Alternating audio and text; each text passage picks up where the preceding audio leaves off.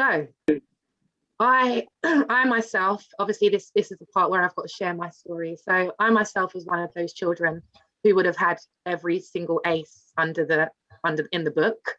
So I was born in prison. So similar to what the man says in the video, his life course was not set out to be very good when you're born in prison. You know, I was born in prison, and my mum wasn't really there. She just was not in my life most of the time. I was just left kind of neglected, just left at people's houses, and left to, you know, very vulnerable positions where I was neglected, abused, sexually, emotionally, physically. I've just been through it all. And with my mum being in prison throughout my whole childhood years, it was really difficult being able to express that in my school, in my primary school years.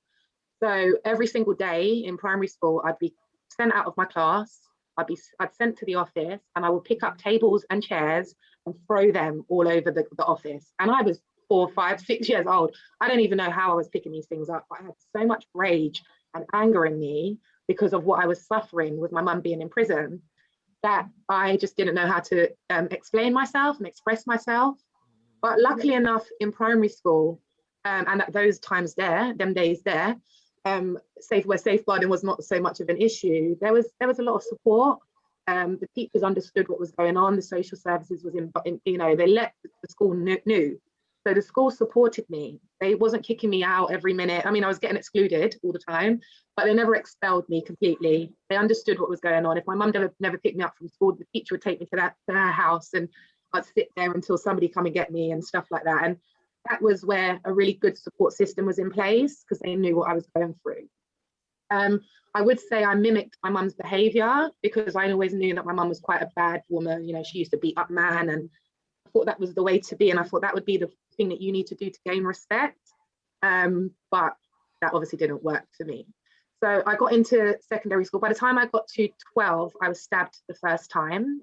So got myself into a little bit of an altercation with a group of girls, and for whatever reason, the incident just got sort of blown out of proportion. And at the age of 12, I got sliced in my face outside Hammersmith Apollo.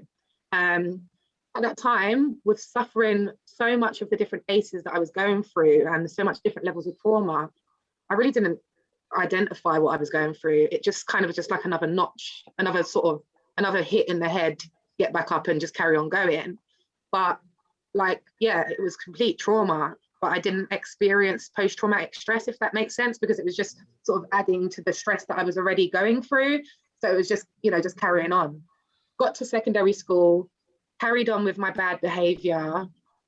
They, at that point in time, didn't have the information about me. I think somewhere along the lines, that was like a grey area, and they didn't find out that that information wasn't sent over to the secondary school. So or maybe they wasn't in the place to be able to support me with those issues that I was going through. So by the time I got to year 8, I had a little bit of an incident. I tried to hit a little girl in the school, and they kicked me out. There was no tolerance, kicked straight out, and had to go to a centre. So I went to a centre. I was misbehaving, I've done the same thing, you know, carried on misbehaving up until I got to year 11, when I had to do my GCSEs. No, year 10. I got to do a boot camp, which was a boot camp that they took to high security prisons in America, which they brought in to, well, it was happening in America, in Chicago, which brought in to sort of break up the gang violence in Chicago. Really intense for ex-criminals, you know, big timers. And they brought it to the UK, to Hammersmith and Fulham, to do a pilot scheme. So 136 people from the ends went onto that course, and it was, for me, one of the hardest courses that I've ever done in my whole life, because for me, I knew that what I was going to get out of this course could potentially change my life forever, but it was still so difficult to stand up in front of 136 people, of people that I see every single day, and share my story with them. And I had to stand up on a microphone, and I had to tell them everything, write a letter to my mum, write a letter to my dad, write my life story, and read it out to everybody. And as I said, the fittest of the fittest literally was the survivals. Like, the only ones that managed to hold on and really give their all managed to complete the course, and only 13 of us managed to complete it. When I came out of that course, I would say I was a changed person, because I'd thrown away all those things that I thought was my issues, and you know, all the anger, it was somehow managed to sort of disappear, and I managed to look at life in a completely different perspective. I looked at life as there is possibility here. Anything is possible. You know, I can be a person of integrity. I can give back, and I can understand that what's happened to me is not my fault. And that was my main thing, you know, being able to talk and get that out. And for me, that changed my life. So unfortunately, by the time I got to 21, as we're talking about the vicious cycle, I still was struggling. I was like the boy in the video. Anybody looked at me the wrong way, I'm ready to screw them. I'm ready to fight. I'm ready to go. You know, I was still like that. But by the time I got to 21, actually, by the time I got out of secondary centre, I knew to myself that I didn't want to be a vulnerable person. I didn't want to be on the streets, you know. So I worked hard. I had a 9-to-5 job as a recruitment consultant. And then I worked 6 to 1 every day in a bar to make sure I wasn't on the road. I had my hostel at 17, kicked out homeless at 16, had my hostel. And I was living in White City. I made sure I was not trying to be out there like that, you know.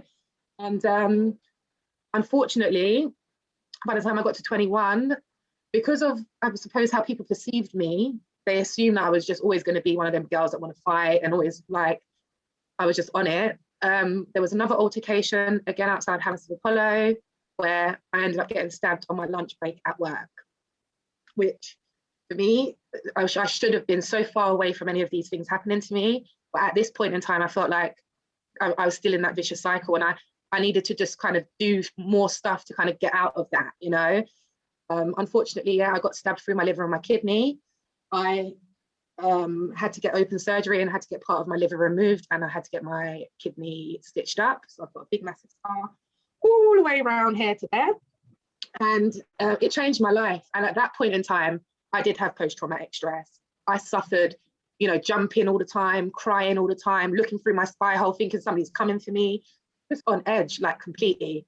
And I suffered that for about a good year. You know, I went back to work, I tried to do everything, but it was something that I suffered. But I used the techniques that I learned from the workshop that I went to, which was called Youth at Risk at the time, to help me. So I seeked a counsellor, and I spoke about it at every opportunity I had to help myself in my healing process. I now work for them as a trainee life coach for them. So I'm now back working for Grit. I started volunteering last year, and just at the end of last year, I become a sort of qualified sub coach for them. So I'm now giving back to that organisation and helping people, because I believe in this intervention, and I believe that intervention works. So yeah, I mean, that's really my story. And what we do is we try to share our stories to help inspire others to know that regardless of what you've gone through, it doesn't have to be your final destination. You know, anything is possible to change. You know, where you're coming from doesn't need to be where you're going. Do you know what I'm saying? So that's what we do. We share our story, myself and Kerry. You're going to hear a bit about her story in a minute, but we linked up because she's got a very keen, she's very keen to help support young people who have lost a parent to imprisonment. So that's where I was able to say, look, I can help, give you my feedback, give you a bit of, because I was there and I understand. And that's where we connected. And yeah, I mean, that's what I do. I'm here now just to empower others and let them know that regardless of what you go through, you know, you can change your outcomes. So that's it, I think. Thank you. And if anyone's got any questions, feel free to ask. I'd like to just thank you for sharing in such detail your story, because as many of you may know, I've known Lydia for quite a while as well, but I didn't know her story that deep.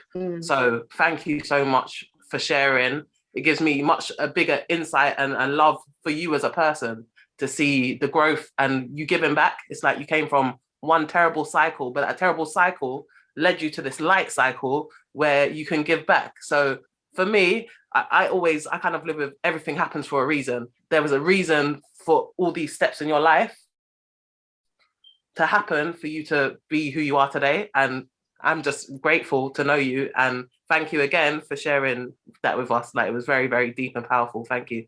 Thank you, Candice. Thanks. Anyone else? Can I just come in? Every time I watch the workshop, I'm always learning something new. And you know, just again, Lydia, thank you, as Candice said, for sharing your journey. It gives a lot of insight into why you do the work that you do. And in lots of ways, the authenticity, you know, many of us want to go and help others, but actually sometimes you need to have lived it. And very much, you know, obviously that's very much what this program is around. I just wanted to ask you a question, Lydia, because you know I'm always going to ask questions. Yeah.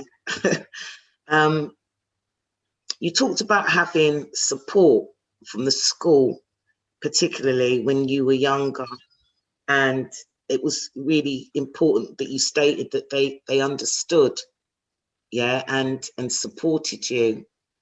When you think about the journey today for a lot of young people, do you think that support is there in the same way, or is it very different? I mean, currently, I feel like the young people in right now have completely just been lost. Like, you know, they've just been forgotten. They're like a forgotten generation right now. But in terms of, you know, like I mentioned, in terms of the transitioning from year 6 to year 7, if those that information is not collected right, and if you don't know, you can't really holistically approach that young person. You just got to sort of take it like, okay, the file says he was a bad breed, but you know, you don't look into why or what, you know, there's a bit of a gray area between that 6 to year 7 transitioning, and I think that there's a lot of work that needs to be done around that. And I think if I genuinely believe if the right interventions are still there, like, you know, just having the opportunity to have access to these interventions, or have access to a youth service, which we know in Hammersmith and Fulham, there's hardly any adventure playgrounds, youth service, youth clubs, there's hardly anything anymore. But if there was these things in place, then yeah, I believe that we can still support our young people as much as possible. But unfortunately, right now, that does feel like they're a bit of a lost generation and they're not getting any help whatsoever. Okay, thanks, Lydia. It's really important. Thank you. Anybody else? Hi. I just want to say that you are a massive inspiration to others and to myself. I've watched your journey from the beginning, and you have grown so much, and you've got so much to give to other children and teenagers that are coming up. And this was definitely your calling. I think we've said it a few times that you're like the female Tupac. Damn right, I literally lived the same story. It was the same story. But yeah, I just want to say that you are a massive inspiration. I'm proud of you. Oh, thank you, my girl. Thank